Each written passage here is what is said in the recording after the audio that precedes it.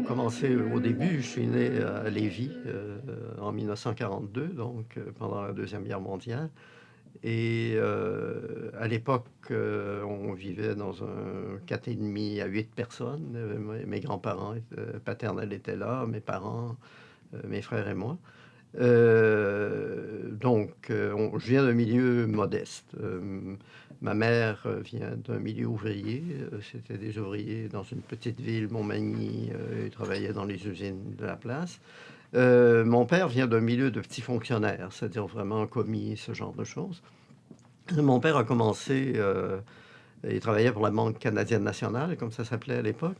Il a commencé comme messager à bicyclette et il a progressé peu à peu. Il est devenu caissier et à un moment donné, chef caissier. Et c'est à ce moment-là qu'il a eu une promotion importante. Mon père avait une sœur qui s'était bien mariée. C'est-à-dire qu'il s'était marié avec un ancien député qui était un avocat de Québec assez connu et qui avait hérité finalement d'un manoir seigneurial à Saint-Roch-de-Zonnez. Et ma tante s'était mariée avec lui. Il est mort assez rapidement, en 1945, et ma tante a hérité de son argent. Et c'est elle qui a payé pour nos études, à mes frères et à moi. Sans elle, on n'aurait pas pu faire d'études, donc je ne serais pas là en train de parler de ce que j'ai fait comme carrière. Et ma tante était aussi propriétaire avec d'autres d'une fonderie à Lillet. Et il y a un poste qui s'est ouvert et mon père a postulé et l'a obtenu. Il l'a obtenu en partie, je pense, parce qu'il était le frère de ma tante. Et il a été dans cet emploi-là pendant une dizaine d'années. Donc, on a vécu à peu près 10 ans à Lillet. Lillet, c'est un village industriel. C'était pas Lillet-sur-Mer, c'était l'autre village qui est à peu près à 2 kilomètres et qui est un village industriel. Il y avait 2 fonderies. Il y avait la fonderie de Lillet, puis il y avait une autre qui s'appelait Poitras, qui est maintenant à Misco. Donc, c'était un village où les gens travaillaient dans les usines. Euh, L'avantage qu'on a eu, c'est mon père a pu louer à bon marché la maison de l'ancien vice-président de l'entreprise, la fonderie de Lillet, ce qui veut dire qu'on est passé d'un 4,5 à une maison où il y avait 5 chambres à coucher, un double salon, une salle de jeu, une énorme cuisine et tout. Donc, ça a été vraiment un changement important. Une autre caractéristique de ma jeunesse, c'est le fait qu'on passait nos étés, mes frères et moi, chez ma tante, qui avait hérité du manoir des Aulnay, donc. Et ce qui veut dire que l'hiver, on était en milieu industriel et en été, on avait la vie de château. Et ma tante était plutôt snob, donc elle voulait pas qu'on fraternise avec les gens de la place, donc on était plus ou moins isolés. Et un de mes frères a dit: «Ah, c'est pour ça qu'on s'est intéressé aux sciences sociales. On avait une vie schizophrène entre deux milieux différents». Ce qui est peut-être vrai, mais en tout cas, bon, on a tous fait des études. Mes 4 frères, on est passé par le collège classique d'abord, ce qui explique un peu mon parcours, c'est-à-dire avec les diplômes que j'ai eus et tout. Je ne sais pas si on a déjà expliqué dans les capsules le collège classique, mais c'est qu'après l'école primaire, pour ceux qui voulaient avoir une belle carrière, c'est-à-dire médecin, avocat, ingénieur, prêtre, évidemment, il fallait passer par le collège classique. Donc, c'était 8 ans après l'école primaire. C'est un peu comme le lycée en France, mais avec une année de plus. Donc, on passait 8 ans. Moi, j'ai commencé quand mes parents habitaient à Lillet, ce qui veut dire que j'ai été pensionnaire 3 ans. Et j'ai détesté être pensionnaire. Pour moi, c'était la prison. Et j'ai été là 3 ans. Et la dernière année, j'ai fait les 400 coups avec plein d'autres. Ils m'ont mis dehors du pensionnat, mais ils m'ont repris comme externe. Et sous condition. Mais comme externe, j'allais à mes cours, c'était tout. Donc, j'ai pas eu aucun problème et j'ai pu terminer au Séminaire de Québec. Euh, une des caractéristiques du Séminaire de Québec, c'est qu'on était juste à côté de la faculté de philo. Ce qui veut dire qu'on pouvait, en même temps qu'on finissait notre cours classique, faire un bac en philo. Donc, les 2 dernières années, qu'on appelait les années de philo, philo 1, philo 2 du collège classique, j'ai, avec plusieurs autres de mes confrères, suivi des cours à la faculté de philo et on a obtenu un bac en philo en même temps qu'on obtenait le bac SR. Après ça, je suis allé à l'université. Là, pour expliquer pourquoi je voulais faire de l'anthropologie, ben, c'est vraiment un hasard. Je regardais la télévision quand j'avais, je sais pas, 16, 15, 16, 17 ans dans ce coin-là, et j'ai vu un reportage sur Paul-Émile Victor, et qui était chez les Inuits, et j'ai regardé ça, mais j'ai dit, c'est ça que je veux faire. Jusqu'à ce moment-là, j'envisageais d'être ingénieur. J'étais bon. Moi, mes matières fortes, c'était maths et physique-chimie. Donc, c'était les sciences. Je détestais le latin. J'ai fait du grec ancien. Je détestais le grec. J'aimais pas beaucoup le français. J'aimais bien l'histoire. L'histoire, géographie, ça allait, mais c'était les sciences. Donc, je pensais faire quelque chose avec les mathématiques, probablement. Mais quand j'ai vu ça, j'ai changé complètement de direction. D'autant plus que je commençais à m'intéresser beaucoup à la politique à l'époque. J'étais très anti-Duplessis. Duplessis, c'était ma bête noire. Je me souviens de marcher à l'école avec des confrères en gueulant contre Duplessis. J'ai même fait la campagne contre Duplessis à Lillet quand j'avais 14 ans, c'est-à-dire je distribuais des papiers. Donc, Duplessis, pour moi, c'était l'homme à abattre, c'est-à-dire il fallait autre chose que ça. Et quand on dit maintenant, ah, c'était pas si mal, c'était pas aussi dur qu'on l'a dit, à mon avis, c'est faux, surtout à Québec. Montréal, c'était différent. Il y avait déjà beaucoup de mouvements sociaux, mais à Québec, c'était le catholicisme, l'Église et Duplessis. Et si on arrêtait d'aller à l'Église, on était ostracisé et tout. Donc, il y avait vraiment une atmosphère extrêmement fermée, qui me déplaisait profondément. Et donc, ça a été une des caractéristiques de ma jeunesse à partir d'un certain moment de mon adolescence, c'est d'être contre Duplessis. Or, mon père était pour Duplessis. Imagine les belles discussions qu'on a eues à tous les repas pendant plusieurs années. Mais en tout cas, toujours est-il que c'est à ce moment-là que j'ai commencé aussi à penser qu'être ingénieur, il n'y avait pas beaucoup d'implications sociales. Et l'anthropologie m'est apparue comme étant intéressante de ce point de vue-là, c'est-à-dire à la fois pour faire des recherches, mais aussi pour avoir une implication dans la société, réfléchir aux problèmes sociaux et essayer, peut-être pas en tant qu'anthropologue, mais de trouver des solutions. Et ça a été une caractéristique de ma carrière tout au long. C'est-à-dire qu'il y a toujours eu un aspect d'implication dans la société et aussi d'essayer d'analyser les problèmes sociaux et essayer de trouver des solutions. Évidemment, je me suis aperçu à la longue que c'était plus difficile que je le pensais quand j'étais jeune, mais ça a été quand même une implication dans toute ma carrière. Donc, j'avais choisi l'anthropologie. Il n'y avait pas d'anthropologie à l'Université Laval à l'époque. Il y avait Marc-Adélard Tremblay. Mais il n'y avait pas de département, il n'y avait pas de programme. Il y en avait un à Montréal, mais je n'avais pas l'argent pour venir. Mes parents n'avaient pas d'argent. Je me souviens quand j'étais au collège classique, je n'avais même pas le 25 cents pour prendre l'autobus. Hein. Donc, on marchait. Et donc, je n'avais pas l'argent pour venir à Montréal. J'ai commencé à Québec. À Québec, à l'époque, dans toutes les universités, c'est qu'après le bac du collège classique, on passait directement en maîtrise, mais en 4 ans. C'est-à-dire qu'il y avait une année comme en sciences sociales, une année de propédeutique, et ensuite on entrait dans un des départements de la faculté des sciences sociales à l'Université Laval. À l'époque, à l'Université Laval, il y avait 4 départements en sciences sociales. Il y avait sociologie, où était Marc-Adélard Tremblay, donc anthropologie est avec sociologie, sciences économiques, sciences politiques et relations industrielles. Il y avait aussi travail social, mais c'était un peu à part. Et moi, quand je suis entré aux sciences sociales à l'Université Laval, on était 65 pour toute la faculté. Il y avait 3 femmes. Donc, 62 hommes et 3 femmes. C'était une autre époque. Hein? Et maintenant, c'est quoi? 70% des étudiants sont des étudiantes en sciences sociales. Mais à l'époque, c'était en 1962, c'était pas la même société. Hein?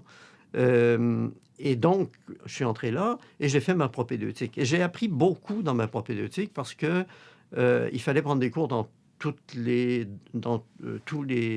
domaines qui étaient couverts par les sciences sociales. Donc, j'ai eu des cours de macroéconomie, de microéconomie, de statistiques appliquées à l'économique, introduction aux relations industrielles, sociologie, évidemment, et un cours de Léon Dion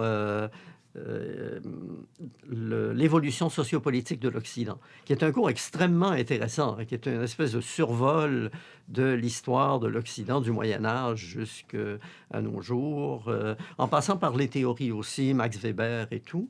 Et donc, j'ai appris beaucoup dans ce cours-là et ça m'a marqué parce que c'est ce genre d'études-là que je fais assez souvent aussi. Donc, la première année, ça a été ça. La deuxième année, ben là, il fallait choisir un domaine. J'ai choisi sociologie. Mais comme je voulais faire anthropologie, Marc Adélard Tremblay m'a pris un peu sous son aile pour m'enseigner un peu plus que ce qui était dans les cours. Et à travers Marc Adélard Tremblay, l'été après ma deuxième année à l'université, c'est que j'ai pu aller en Colombie-Britannique pour faire des recherches dans le cadre de la commission Hawthorne, qui était une commission du ministère des Affaires indiennes et non une commission royale d'enquête, là, une commission d'enquête sur les Indiens du Canada. Et Marc Adélard Tremblay, donc, m'avait choisi et je suis allé en Colombie-Britannique pour 4 mois et j'ai fait des recherches dans 2 communautés, Comox et Duncan. Comox, c'était relativement facile. C'est vraiment une petite réserve qui est sur une route entre Courtenay et Campbell River. Donc, il y a 15 maisons. Elles sont toutes ensemble. On peut aller d'un bout du village à l'autre en 5 minutes. Donc, c'était l'endroit idéal pour commencer une recherche. Je dois dire que je n'étais pas très équipé pour faire une bonne recherche. J'ai vu plein de choses, mais ça, disons que j'ai eu beaucoup de difficultés à faire une analyse de ce que je voyais. Et j'ai fait un rapport qui n'était pas particulièrement long, peut-être une vingtaine de pages, après 2 mois de recherche dans cette communauté-là. La deuxième communauté était plus compliquée parce que c'était beaucoup plus grand. Il y avait, je pense, 2000 personnes à Duncan, alors qu'il y en avait peut-être 150 à Comox, même pas. Et c'était dispersé. Et il n'y a pas de transport en commun, je n'avais pas de voiture, donc il fallait que je me déplace à pied ou que j'obtienne des lifts. J'ai obtenu un vélo à un moment donné, mais c'était quand même assez dangereux, les routes dans la réserve. Et là, finalement, je me suis concentré sur les problèmes que posaient les winter dances, les danses d'hiver, pour ce qui est de l'emploi. Parce que les winter dances, les gens dansent la nuit. Et donc, le matin, ils ne vont pas travailler. Et c'est que les gens arrêtent de travailler et pendant 2-3 mois et essayent de se retrouver un emploi par la suite. Moi, je m'étais intéressé à ceux qui n'y allaient pas, c'est-à-dire ceux qui essayaient d'avoir un emploi permanent et qui étaient une minorité. Et donc, je fais un rapport là-dessus pour la commission Hawthorne. J'ai travaillé pour la commission Hawthorne l'été suivant, mais à Ottawa, dans les archives du ministère des Affaires indiennes, ce qui était archi ennuyeux. Mais donc, j'ai fait une recherche. Puis j'ai fait aussi j'avais eu des cours de démographie. J'ai fait des projections démographiques pour les populations indiennes. J'ai aucune idée si elles sont avérées justes ou non. Je les ai données à Marc Adélard Tremblay. Je les ai jamais revues. Donc, je ne sais pas s'il y a eu... si j'avais raison ou non. Donc ça a été mon expérience avec la commission Hawthorne. Mais après mon été en Colombie-Britannique, le directeur du département pour qui je travaillais, Hawthorne me demandait: est-ce que tu veux rester ici? Je n'avais pas pensé comme tel. Et il dit: ici, on a une vraie formation en anthropologie à Laval. Il y a Marc Adélard Tremblay. Il venait d'avoir aussi d'Outre-Loup qui venait d'arriver, mais c'était quand même pas très développé. Je m'étais fait des amis en Colombie-Britannique et finalement, j'ai décidé de rester là. Je m'étais fait assez d'argent, c'était très bien payé, la commission Hawthorne. Je m'étais fait assez d'argent pour pouvoir passer l'hiver, l'année là. Avec ce que j'avais, j'ai payé une chambre dans une résidence et j'ai payé pour tous les repas à l'avance pour être au moins sûr d'avoir logement et nourriture. Il me restait pas grand-chose après ça, mais il y a un de mes amis qui travaillait sur le campus, qui m'invitait à manger dans les restaurants de temps en temps, sinon j'aurais jamais pu y aller. Et c'était une belle année. C'est l'année où j'ai appris le plus en anthropologie, plus qu'à Laval et plus qu'à Cornell. J'ai travaillé comme un fou. parce que mon anglais était pas très bon. Quand je faisais mes recherches chez les Indiens, je comprenais au départ la moitié de ce qu'ils me disaient, hein. Ils parlaient anglais, mais mon anglais était insuffisant. Donc j'ai appris l'anglais en faisant une recherche. Je savais lire l'anglais, mais parler et écouter, c'est pas la même chose. Et donc, c'est là que j'ai appris l'anglais. Ce qui est intéressant dans une des réserves, c'est qu'étant donné que je parlais mal anglais, on ne me prenait pas pour un blanc. Et là, j'ai entendu toutes sortes de choses sur Ah, white men do that, et white men à tous les jours. White men discriminate against Indians. White men discriminate against blacks. They discriminate against French Canadians. Tu vois, ça fait qu'on n'était pas des white men parce qu'on ne parlait pas anglais. Ce qui était intéressant parce que j'ai appris beaucoup de choses. Ça devenait un peu fatigant à la longue, mais j'ai appris le ressentiment qu'il y avait envers les Blancs, mais les Blancs, c'était le gouvernement et les agents des affaires indiennes. Et ça, ils en parlaient tout le temps. Il y en avait un qui était la bête noire d'à peu près toutes les communautés indiennes de Colombie-Britannique. Et je me souviens encore de son nom. Et donc, on parlait de lui tout le temps. Et donc, ça, c'est quelque chose que j'ai vu, que j'aurais pas pu voir si j'avais été anglophone. Au départ, j'étais allé avec deux femmes qui étaient étudiantes à UBC, dont une est devenue très connue par la suite. Et quand elles sont parties, ils ont dit ouais, ben, elles se prennent pour d'autres. Hein. C'est vraiment des Canadiennes anglaises. C'est vraiment des white women parce qu'elles arrivent puis elles sont chez elles. Et c'est pas comme ça qu'on doit être. Il faut remercier. Et, il faut en fait avoir une certaine humilité. Et c'est comme ça qu'ils le voyaient à l'époque. Donc, j'ai fait mes études à UBC. J'ai eu deux cours qui étaient... Les cours étaient des cours années. Donc, on passait une année sur un sujet. J'ai eu un cours de Michael Ames sur le changement social qui a orienté toute ma carrière par la suite, qui était vraiment un cours extraordinaire où on touchait à toutes sortes de questions et à toutes sortes de théories. On avait le temps, c'était sur l'année. Et un autre, c'était un cours de théorie en sociologie et anthropologie, mais surtout sociologie. J'avais fait un cours comme ça à l'Université Laval avec un des élèves de Fernand Dumont, qui était pas mal intéressant, mais celui de UBC était nettement meilleur. Et on commençait avec Jean-Jacques Rousseau et donc même Hobbes, et on passait par Max Weber et tout. Et c'est là que vraiment je me suis initié à Max Weber et que j'ai lu pas mal tout Max Weber. Mais c'est aussi là que je me suis initié à Talcott Parsons. Talcott Parsons, c'était le maître de la sociologie américaine à l'époque. Quand il est mort, on l'a complètement ignoré, on n'en parle plus de Parsons. Il faut dire que c'est une théorie assez bizarre et particulière. C'est un peu comme Gurvitch en France, qui dominait la sociologie quand moi j'étais étudiant en sociologie et dont on ne parle plus. C'est des gens qui étaient un peu impérialistes, qui mettaient leurs étudiants dans différentes positions, qui contrôlaient finalement l'appareil de la sociologie, un aux États-Unis, l'autre en France. Et quand ils sont morts, on les a mis de côté et on n'en parle plus. Parsons, ce qu'il écrivait, c'était vraiment des briques. Je les ai ici en haut, là.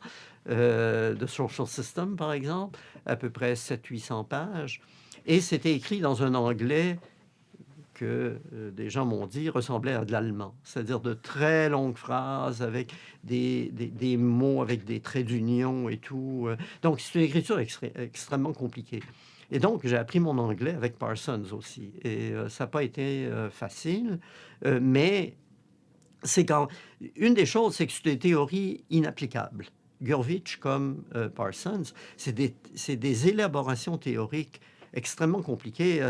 Gurvitch en était arrivé à définir, je pense, 17 ou 18 niveaux de la réalité sociale, ce qui est impossible à utiliser. Mais Parsons, c'était pareil. C'est qu'il y avait toutes sortes de niveaux et c'était toujours une division en trois, dont la troisième catégorie était toujours une catégorie résiduelle, ce qui veut dire que ces catégories étaient mal pensées. Mais donc, c'était une théorie complexe que j'ai essayé d'appliquer dans un mémoire de maîtrise que j'ai jamais terminé, mais qui est inapplicable. Quand j'étais, à UBC, ben, je suivais un séminaire avec Hawthorne. Il y avait dans ce séminaire-là, Adrian Tanner et Eric Schwimmer aussi. Donc 2 personnes qui ont marqué l'anthropologie canadienne par la suite. Et Hawthorne m'a dit: «Pourquoi tu fais pas un doctorat?» Moi, j'avais jamais pensé faire un doctorat. C'est-à-dire que je viens d'un milieu où il n'y avait pas de doctorat. Je veux dire, et les études, c'était pour se trouver un job, un emploi. Après ma maîtrise, je pensais travailler, je sais pas, à l'époque, il y avait le Bureau de l'aménagement de l'Est du Québec, qui était un gros machin sur la Gaspésie, le bas du fleuve, qui était dirigé par des profs de l'Université Laval, dont Gérald Fortin, et beaucoup de mes collègues se trouvaient des emplois là-dedans, et continuaient par la suite dans la planification gouvernementale. Je veux dire, j'avais pas d'idée précise de ce que j'allais faire, mais je pensais jamais que j'allais devenir prof d'université. C'est-à-dire que c'était quelque chose qui s'était jamais, qui était jamais venu il m'était jamais venu à l'esprit. C'est-à-dire, c'était pas dans mes attentes, c'était pas dans mon habitude, comme dirait Bourdieu. Donc, c'était pas pour moi. Mais là, Hawthorne me dit: «Ben, pourquoi t'essayes pas?» Il était trop tard pour demander des bourses. Donc, bourse de CRSH. Il n'y avait pas le FQRSC à l'époque, il y avait le CRSH. Donc, bon, j'ai dit: «OK, je vais faire des demandes, puis s'ils me donnent de l'argent, je vais y aller. Sinon, je n'avais pas un sou, je ne pouvais pas y aller et je ne pouvais pas payer les 15 000 de frais de scolarité, peut-être 10 à 12 000, mais en tout cas très élevés à l'époque. Donc, j'ai envoyé des demandes. Il était trop tard pour certaines universités, dont Berkeley, où j'aurais bien aimé aller, mais j'ai essayé pour 3, qui étaient une en sociologie, Princeton, j'allais pas n'importe où, Cornell et Yale. Princeton m'a refusé, mais Yale et Cornell m'ont accepté avec des bourses donc une bourse couvrant tous les frais de scolarité, plus de l'argent. Comme Cornell me donnait 3 000 et que Yale me donnait 2 250, je suis allé à Cornell. Donc, des choix judicieux, rationnels, fondés sur le contenu du programme. En fait, j'ai bien choisi parce que je m'étais dit que je voulais faire des recherches en Asie. Et il y a la Thaïlande qui m'intéressait et le Japon. Et à Yale, il n'y avait ni un ni l'autre. Si j'étais allé à Yale, je serais devenu un spécialiste d'Amérique latine, parce que c'était ça qui était la force à l'époque. Cornell avait un spécialiste du Japon, qui est devenu mon directeur de thèse, et plusieurs spécialistes de la Thaïlande, dont un en anthropologie. Et finalement, il y a un de mes amis qui était allé, qui était mon meilleur ami à UBC, qui pendant l'été, juste après mon année à UBC, était allé en Thaïlande et au Japon. Il m'a dit: «Fais le Japon. La Thaïlande, c'est intéressant, mais le Japon, il y a beaucoup plus de profondeur, etc.» C'est que finalement, j'ai choisi le Japon. Et c'est comme ça que j'ai commencé mes études à Cornell sur le Japon en 1964. Et l'été 60... Attends un peu, je me trompe un peu, là. Non, l'été 65, j'ai commencé à Cornell, septembre 65. L'été 66, je suis allé au Japon pour la première fois. Entre-temps, à UBC, j'avais rencontré plusieurs Japonais et une Japonaise. Et donc, on a commencé à se fréquenter. Elle est retournée au Japon et je suis allé au Japon durant l'été 66 pour voir un peu comment c'était, puis la voir elle aussi. Et on a décidé de se marier. On s'est mariés l'année suivante à Ithaca, donc à Cornell, en 1967. Et j'ai fait ma recherche de doctorat en 67-68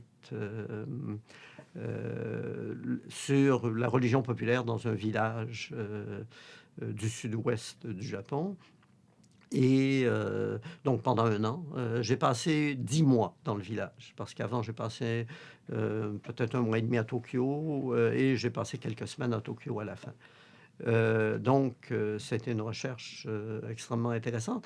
Pas toujours facile, parce qu'il y a eu des conflits dans le village qui ont été créés en partie par notre présence, et donc ça a rendu la recherche un peu plus difficile.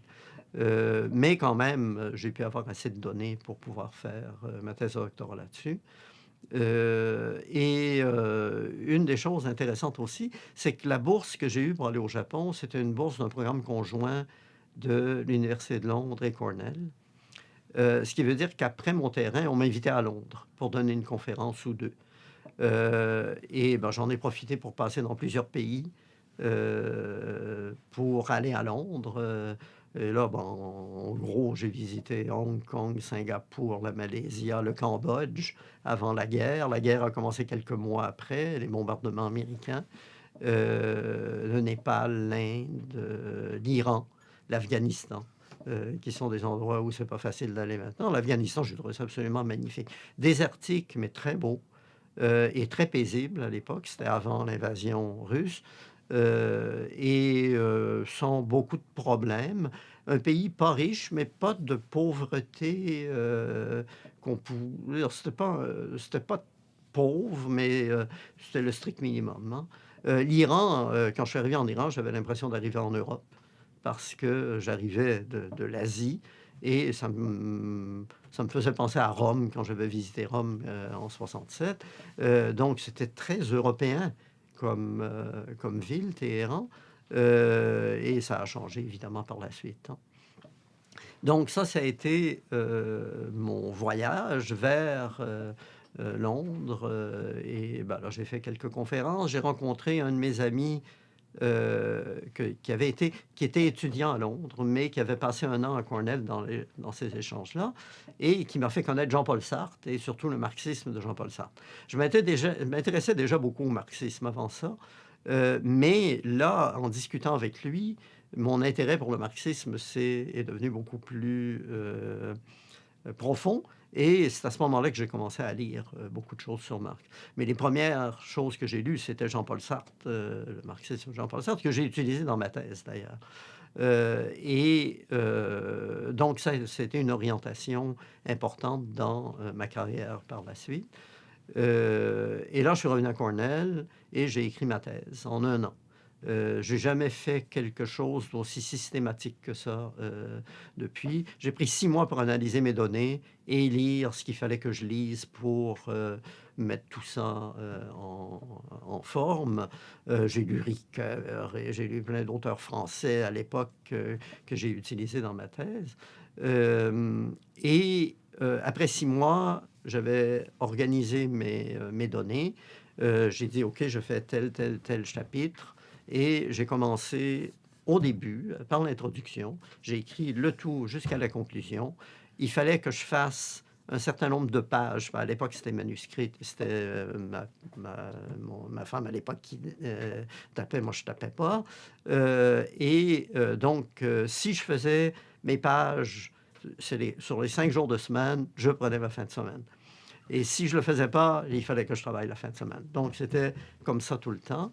Et c'était une belle année parce que il y avait plusieurs personnes qui écrivaient leur thèse en même temps que moi.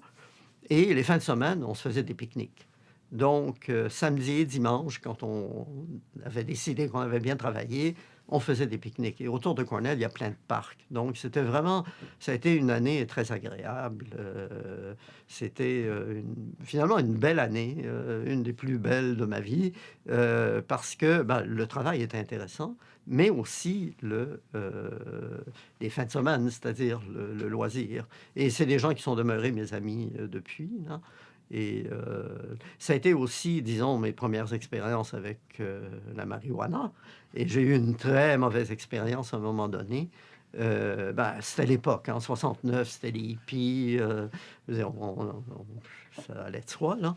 Et en fait, il y a probablement que c'était un joint qui était trempé dans quelque chose, parce que j'ai été gelé pendant 4 heures et j'avais pris une seule bouffée. Et je suis devenu totalement paranoïaque. J'avais peur de me jeter par la fenêtre. Donc, c'est mon expérience avec la marijuana à cette époque-là.